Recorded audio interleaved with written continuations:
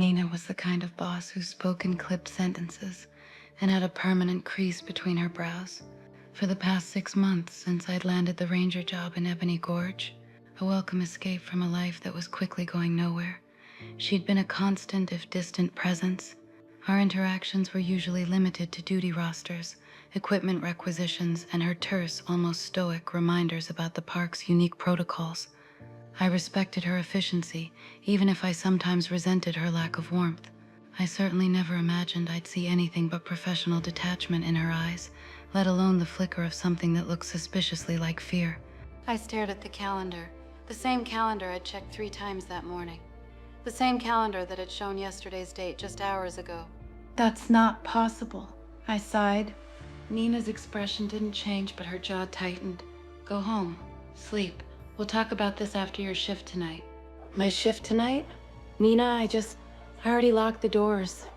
I have the scratches to prove it." I held up my hands. My palms were scraped raw from when I'd thrown myself against that final door. The one that had been open. She looked at my hands for a long moment. Then she looked away. "Go," she said quietly.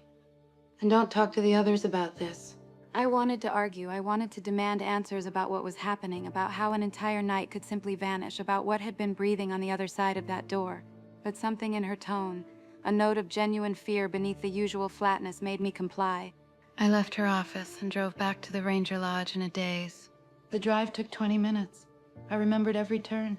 I remembered the way the morning light filtered through the canyon walls, how the lush green of the gorge seemed almost too vibrant, too alive. I remembered thinking that I needed to call someone, my parents, a doctor, the police. I remembered deciding against it.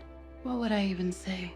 By the time I reached my small room in the employee housing, exhaustion had wrapped around me like a physical thing. I collapsed onto my bed without changing clothes and fell into a sleep so deep it felt like drowning. I woke to Nina shaking my shoulder. "It's time," she said. The light outside was the deep blue of twilight. My phone read 11:47 p.m. "No," I said. "No, I already did this. I already locked them before." "You need to lock them again," Nina said in a grumpy tone. "That's insane. You said once a month. You said..." I know what I said. Her voice was harder now, edged with something I'd never heard from her before.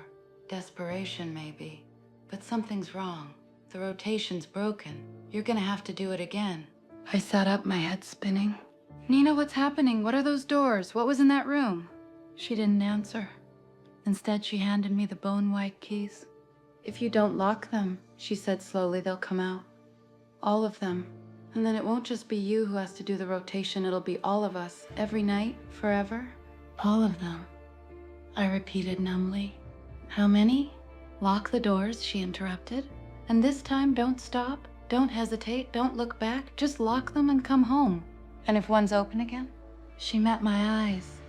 In the dim light of my room, I could see something I'd never seen in her face before, pity. "Then you'll understand why I've been so concerned about your sleep schedule," she said. That night, I locked 23 doors. The first time there had been maybe 12. I'd been too panicked and disoriented to count properly, but I was certain of it. Now, as I drove between locations, my headlights cutting through the darkness, I began to realize the true scope of what I'd been missing. The doors weren't just hidden, they were everywhere. In cliff faces I'd hiked past 100 times. Behind waterfalls, carved into the roots of ancient trees. One was simply a rectangle of absolute darkness pressed against a canyon wall, with no frame at all, just an absence of light in the shape of a door. That one was locked, at least. I moved mechanically from location to location, inserting the key, twisting left, moving on. The bone-white keys never got tired. My hands never fumbled. It was as if some part of me had done this 1,000 times before, muscle memory from a life I didn't remember living. The 23rd door was different. It was in a part of the gorge I'd never been to before, despite months of working here. The landscape had changed, the lush green forest giving way to something more sparse, more ancient. The trees here were gnarled and twisted, their bark the color of old bone. The ground was soft, almost spongy, and when I stepped on it, my foot sank slightly into what I realized with horror was not earth, but something organic, something that yielded. The door itself was made of something that might have been wood once, but had since become something else. It was warm to the touch, not hot, but warm like skin, and it was open. This time I didn't hesitate. I didn't think, I simply slammed it shut and locked it, my hands moving, with that same terrible automaticity. But as I turned the key, I heard something from the other side. Not footsteps, not breathing, singing. It was beautiful and terrible. A melody in a language I'd never heard, but somehow understood perfectly. It was a song of longing, of hunger, of the desperate need to be let out. It was the sound of something that had been locked away for so long that it had forgotten what the outside world even was. I ran. I didn't make it to all the doors that night. I locked 18 of the 23 before the sky began to lighten. At the first hint of dawn, I abandoned the Ranger four-wheeler and drove back to the lodge in my personal car, my hands shaking so badly I could barely grip the steering wheel. Nina was waiting for me on the porch. "You didn't finish," she said. "It wasn't a question." There was singing, I told her. One of them was singing. She closed her eyes. That's the old one, the first one. We don't usually have to lock that one. It's deeper in the gorge than the others. But if the rotation's starting to break down, she trailed off, looking older than I'd ever seen her. Nina, I need you to tell me what's happening. All of it.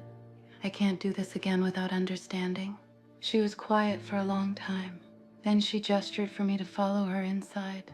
We sat in her office with the door closed. She made coffee, real coffee, not the bitter sludge from the ranger station, and we drank it in silence for several minutes before she began to speak. Ebony Gorge isn't a national park, she said finally. Not really, it's a containment site. Has been for about 80 years since the NPS took it over from a private organization that was doing, let's call them experiments. The kind of experiments that went wrong. Experiments on what? I asked. Though I think I already knew. On people, mostly. People who volunteered. People who didn't. People who were looking for something, transcendence, immortality, communion with something greater than themselves. The organization promised them all of that. What they got instead was transformation, becoming something else. Something that couldn't exist in the normal world. I thought of the thing that had breathed warm air through the doorway. The thing that sang in a language that predated human speech. So the doors? I began. Locks, prisons. The NPS inherited this mess and decided the best solution was to maintain the status quo, keep the doors locked, rotate rangers through to do the locking, never let anyone stay long enough to ask too many questions. It's why you got the job so easily. We were desperate. The last ranger quit mid-rotation, said he couldn't do it anymore. What happened to him? He didn't lock one of the doors. We found him 3 days later, still in the gorge. He was changed. Not like the things behind the doors, not yet, but on his way. We had to take him to a facility, a very specific kind of facility. I set down my coffee. My hands were still shaking. How many rangers have quit? In the last 10 years? 5. In the last 20? 12. In the entire history of the NPS's involvement? I've lost count. And you? How long have you been here? Nina looked at me with those flat, expressionless eyes. Longer than I should have been. Longer than I can quite remember, if I'm being honest. Time gets strange here. You'll notice that too eventually. A day will feel like a week. A week will feel like a day. Sometimes you'll lose hours. Sometimes you'll lose whole nights. Like I was starting to suspect I'd been losing for months. There has to be another way, I said. We could seal the doors permanently. We've tried, Nina interrupted.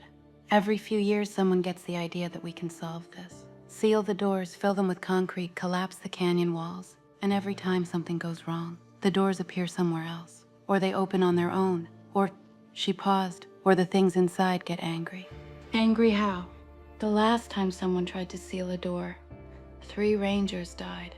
Not killed. Exactly. Just stopped existing. Like they'd never... The room felt very cold suddenly. So what do? I asked quietly. Do I just keep locking doors forever? Until I'm like you? Until I can't remember how long I've been here? Nina stood up and walked to her window. Outside, the sun was rising over Ebony Gorge, painting the canyon walls in shades of gold and crimson. It was beautiful. It was the most beautiful thing I'd ever seen. You have 3 choices, she said without turning around. You can stay and do the rotation. You can try to leave, though I should warn you that most people who try to leave find themselves back here within a few days, unable to explain how they got here. Or you can do what the last ranger did. You can refuse to lock a door and become one of them, or worse. Or better? We don't really know. The transformation is different for everyone. I thought about this. I thought about my life before Ebony Gorge, the failed research career, the apartment I could barely afford, the crushing sense that I'd wasted my potential and my time. I thought about how desperately I'd wanted to escape all of that. I'd gotten my wish, I'd escaped. But I'd escaped into a prison of my own. How many times do I have to do the rotation, I asked? Until someone else comes to replace you. Or until you can't do it anymore. And then, she finally turned to look at me. And then you become part of the gorge. Like me, like all of us. That night, I didn't lock the doors. I drove out to the gorge with the bone-white keys in my pocket.